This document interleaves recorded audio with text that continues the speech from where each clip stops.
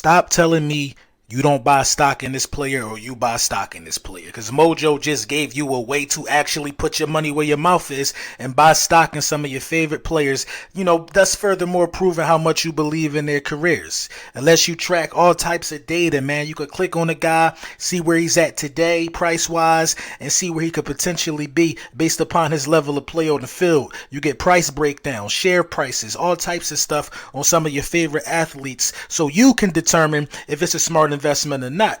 Man, the control it gives you over this is ridiculous. And be mindful, this is real money, so you want to gamble smart, and this is not financial advice. Yes, sir. Yes, sir. Yes, sir. Make sure y'all download the Mojo app, man. You know what I mean? Just get in tune with it. See what we're talking about. The link will be in the description of this video. You know what it is. It's a Mojo Wednesday. Got the one and only big homie Trey in the building. We're going to talk about some Mojo. We're going to talk about some Eagles, Giants. We're going to talk a little bit about Eagles, Titans, that dominant performance we all seen. How you doing, Trey? What's going on? Man, feeling good, man. The missus had me at our studio hanging up lights, getting in the Christmas spirit, you know what I'm saying? Yeah, man. Listen, the holiday season is that much better when your team is 11-1. So, everything going on good. Yeah, man. It makes it okay. You know what I'm saying? We go out there and hang up a couple of ornaments. Yeah, man. Yeah, fact. So, last week, the Philadelphia Eagles kind of steamrolled the Tennessee Titans.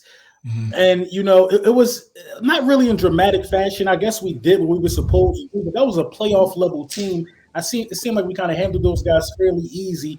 Do you think we're ready for the playoffs if it was to start today? How do you feel?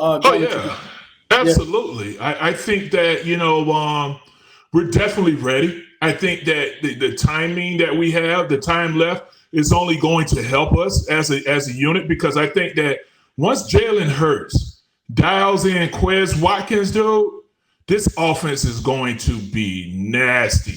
Because, just look at a couple of the passes that Hurts missed with Quez down the field. That could have been, major plays. I think that Quez speed sometimes, he's still trying to dial that in. I think he has a good feel for AJ and Devontae. But once he dials in Quez Watkins, man, this offense is going to be, absolutely deadly. Yeah, I think it could be trending towards unstoppable once he gets that, that timing down with Quez. We did see, he did kind of miss or not so much miss Quez. I think the pressure got there, just a little early, but Jalen had Quez. It was one play. Was this against the Green Bay or the Titans? But it was in the recent couple of weeks. Quez has been involved in the action more. I did hear about Quez being a little banged up. So, as far as Mojo go, would you say that Zach Pascal is a safe bet to step into that role and get some of that time? Yeah, I think so. We'll see how Quez bounces back. If not, then, Pascal, he's already showed that he could be a receiver, an outlet for the offense, so I can see him definitely stepping in if Quez is the one that's down. But again, the way this offense is set up, hey,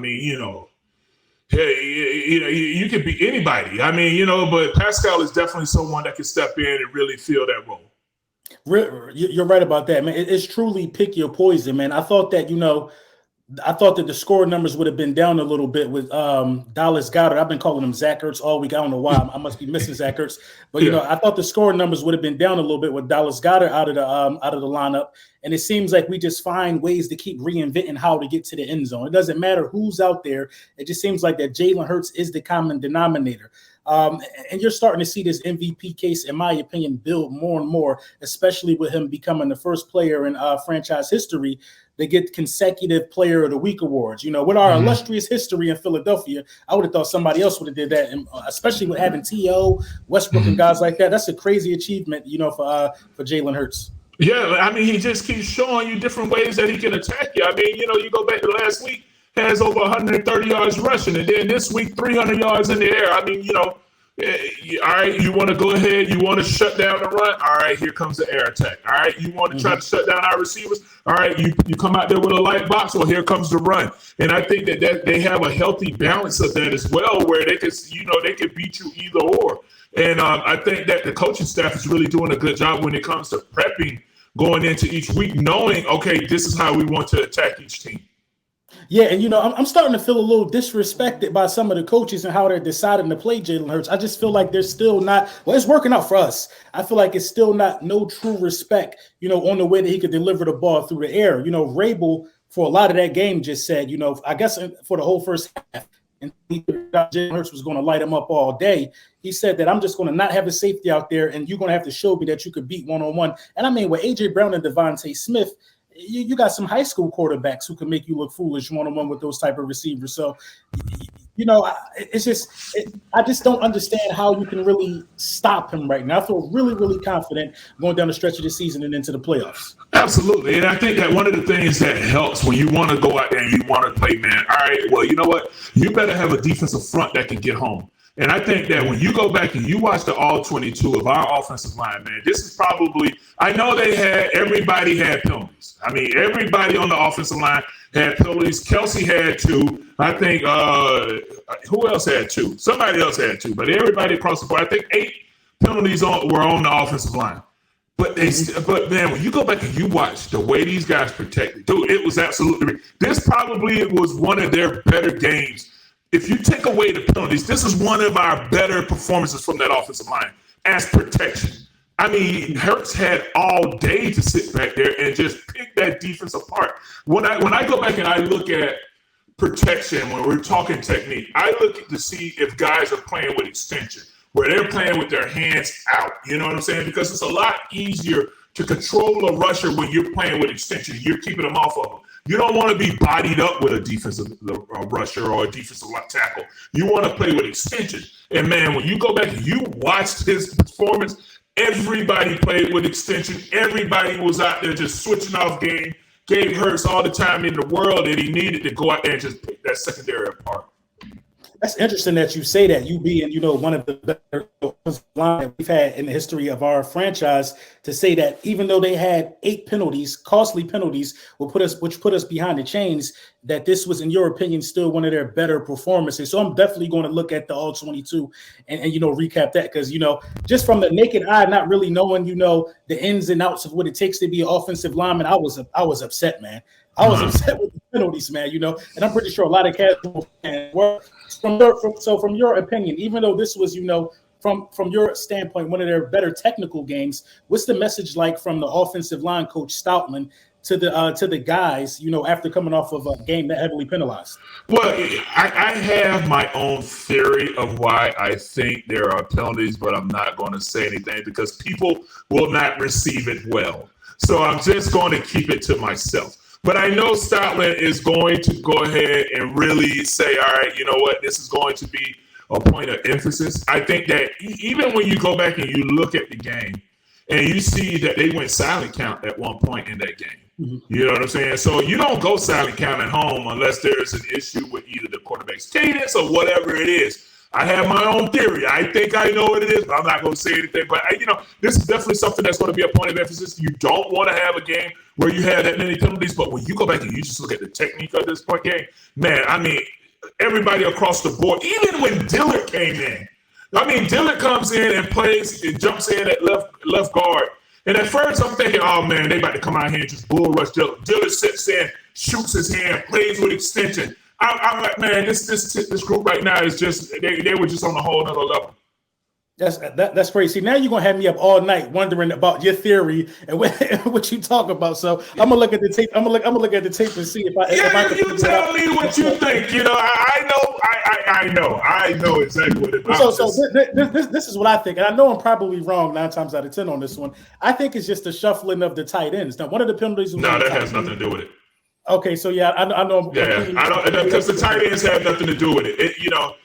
As a lineman, you're listening. You know what I'm saying? You're listening. You're hearing. You're not looking at the ball. You want to hear, especially when we're at home. You want to hear the cadence. Everything is all about what you hear, and it's the timing of it. You know what I'm saying? So it's a rhythm that has to happen within the cadence. Sometimes you only can hear part of the cadence, but you're so dialed into the rhythm of it that all that, because sometimes quarterbacks used to turn to the left, turn to the right while they're saying the cadence. So there were times where during all those calls, you just hear like part of the cadence, but you know the rhythm of it, you know the go. But to me, this is definitely something that I think that Coach Stoutland, because I know it has to be frustrating when you know you have one of the top groups in the game to go out there and have that many penalties, it's definitely going to be handled and be corrected.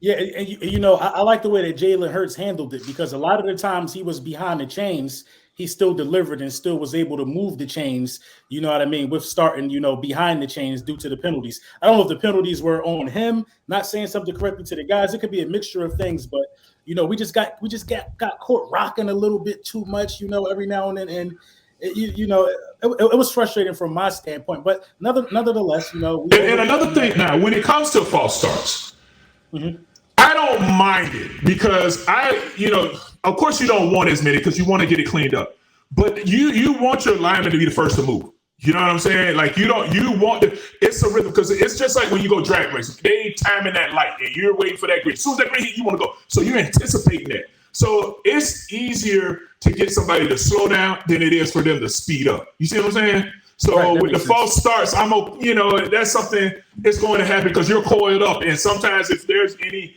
pause, any change in the rhythm, anything that happens, if you hear something, you gone. But that's what you want out of your lineman. You don't want them to be the last to move. You want them to be the first. So false starts, I can dig it. All right, you know what? You correct it. I can get you to slow down. It's harder to get you to speed up. I don't think it's a real point of concern, though, because this isn't something that happens every week anyway. So maybe it's just like a mental thing, just the guys just were a little off sync. I can deal with that. Last week, we talked about special teams a lot. You know what I mean? We talked about preferring running backs over wide receivers and stuff like that. And Covey came out and showed out. He must have been listening to something, man. I'm talking about, almost 20 yards on average every punt. I feel like that's a major aspect of our game that we're missing. If we can get Covey to do that and give us that great field position, nobody can stop us. How do you feel about Covey's performance on special teams? I think he came out there and played really well. I think the special teams did. It seemed like he started to see the field a little bit better. And wait, man, listen.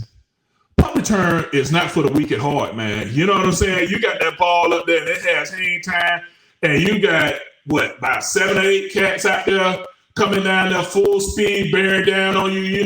That's a lot, and you have to kind of try to find your way and weave and see the whole. I think that he's starting to see it a little bit better, and he made some nice runs. Cut up in there, he cut one right up down the middle, and then broke out. That's that when you start seeing the field a little bit better. I think that's definitely one of his best performances, top performance so far. Yeah. I think I don't think a return man was better than him that week 13. You know what I mean? I think that was one of those performances that say, hey man, this guy, maybe he can help us out down the stretch. And this is the perfect time to be coming into a zone like that. Now, we worried about, Derrick Henry and what he was going to be able to do to us. We completely shut Derrick Henry down last week. I feel like the recipe for beating the New York Giants is somewhat similar. Daniel Jones doesn't have the dynamic weapons on the outside. If we stop Saquon Barkley, we can see a similar result. But the thing that bothers me a little bit about this matchup is I feel like we tend to struggle with, mobile quarterbacks. And Daniel Jones is of a mobile style of a quarterback. He can get outside that pocket and make some moves. What's more of an emphasis to you this week, stopping Saquon Barkley or stopping Daniel Jones? I think it's definitely stopping Barkley, and for us to do that, that means that our secondary is going to have to get involved just the way they did with Tennessee. I thought that our secondary got extremely involved in stopping the run. No one shied away from getting in there and making a play. And I like the way our secondary and linebackers came to play in that game, and our defensive front came out there and held it down. I mean, just across the board, guys were very gap disciplined. And that's what has to happen when it comes to stopping the run. You can't have someone that overshoots the gap or plays a little too much or tries to start trying to play hero ball. You need to be able to play your gap, and we need safeties and corners to come in there and fill some of those open areas. And I think that our defense as a whole accepted that challenge, and they're going to have to do it again this week. I agree, man. I seen Slade out there sticking his helmet in business, and Slade don't like that. Slade will tell you, man. Listen, I don't like to be getting hit by no Derrick Henry, but Slade was out there tackling Derrick Henry. That's when I knew it was a team effort. It's not really a coincidence to me that, we look this good stopping the run as of late. Well, I guess last week against Derrick Henry, since Reed Blankenship has been inserted in the line. Since you told me that Doc said, this guy is a little bit a step ahead, than a regular rookie safety, I've been looking at him more, and Reed Blankenship is on a completely different timing than anybody else on the defense. His reaction time is bar none. And I think that, Reed Blankenship and Gardner Johnson potentially could be the safeties of the future for the Philadelphia Eagles. Reed Blankenship is accepting this role, man. I'm really, really pleased with that draft pick of Reed Blankenship. The Philadelphia Eagles and New York Giants, division games are tough. You know what I mean? We're on the road. Do you think that being on the road makes this a little more difficult? I think this is going to be fairly easier than a lot of people think. I don't want to be too cocky, but I've been real cocky the last couple of weeks. I think it's going to be a little easy for us.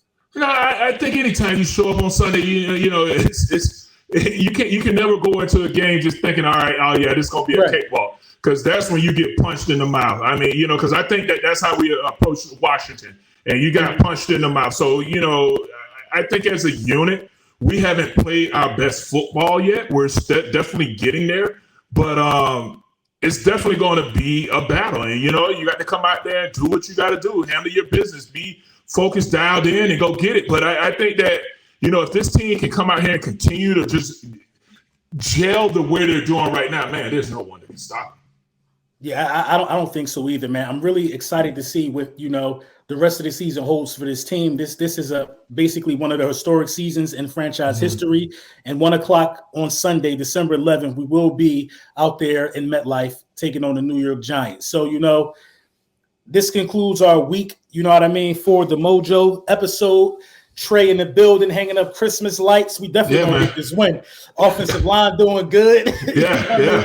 We definitely gonna get this win, man. So, what you got going on for the rest of the week, Trey? Man, Christmas lights, dude. Like, man, we're decorating. I have to teach a class tomorrow. We have a party coming into my studio tomorrow, so I'll be teaching a class tomorrow at my studio, and then we're just gonna finish decorating. We have to put up our tree. We've been a little late putting up our tree at the house because we had been doing stuff at the studio. So, just keeping busy. Yeah, man, it's no time like the holiday season, man. So until next week, Trey, I get with you, man. I appreciate you as always. All right, my brother, take care. All right.